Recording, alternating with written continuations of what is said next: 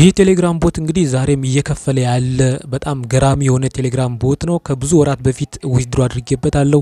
ዛሬ ደግሞ እንደገና ዊዝድሮ ሳደርግ ለእናንተ አሳያችኋለሁ። ሳብስክራይብ፣ ላይክ አድርጉ። ከሁለት ቀናት በፊት ደግሞ ስለዚህ ቦት ቪዲዮ ሰርቼላችሁ ነበር። ያላያችሁት ስክሪኑ ላይ የምታዩት ተምብኔል አለ። እሱ ጋር ገብታችሁ እዩት። በጣም ይጠቅማችኋል። ጂሜል ክሬት ለነሱ በማድረግ ሚኒመም ቢያንስ $0.09 ኦልሞስት $0.10 በአንድ ጂሜል ማግኘት የምትችሉ ነው። ስለዚህ ይሄ ነገር እንዳያመልጣችሁ። በቀን እስከ $0.50 ወይም እስከ $1 ልትሰሩ ትችላላችሁ፣ ጂሜል ሊሚት ካላረጋችሁ ማለት ነው። በጣም አሪፍ የሆነ ቴሌግራም ቦት ነው። ስለዚህ እንግዲህ መጀመሪያ እንግዲህ እኔ ዊዝድሮ ሳረግ ነው ማሳያችሁ ማለት ነው። ስለዚህ ዊዝድሮ ለማድረግ ቀጥታ እዚህ ጋር ባላንስ ሚለውን ክሊክ አደርጋለሁ። እንደምታይ $0.14 አለ። ስለዚህ ፔይ አውት ሚለውን እነካዋለሁ። ወደ ቴሌግራም ስታር ማውጣት ትችላላችሁ። ወደ ፓየር ዋሌት፣ ወደ አድፍካሽ፣ ወደ ክሪፕቶ ቦት፣ ወደ USDT BIP20 ማለት ነው። ወደ ላይት ኮይን፣ በላይት ኮይን በኩል ማውጣት ትችላላችሁ። ወደ ዶጅ ኮይን ማውጣት ትችላላችሁ። ፓየር የሚለው አለ። ሶ ፓየር ላይ እንደምታዩት በጣም ቀላል ነው።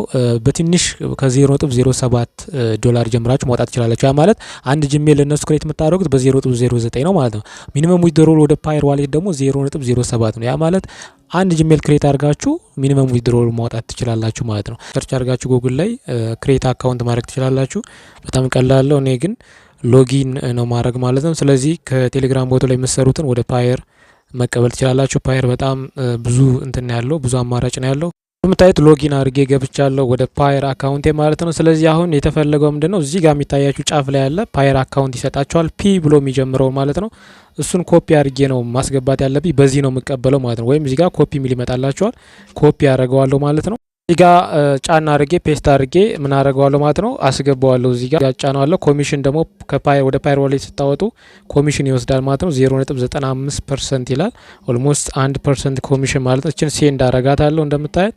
ከዛ ዘ ፔይአውት ሪኩዌስት ሃዝ ቢን ሰክሰስፉሊ ክሬትድ ይላል። ዊል ቢ ፕሮሰስድ ዊዝን አን አወር ይላል። በአንድ ሰዓት ውስጥ ይገባል ነው የሚለኝ። ሶ ባላንስ ሚለውን ቼክ ላድርገው።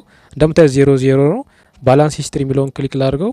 እንደምታይ $0.14 ተቀንሷል ይላል። ወደ ፓየር ዋሌት ማለት ነው።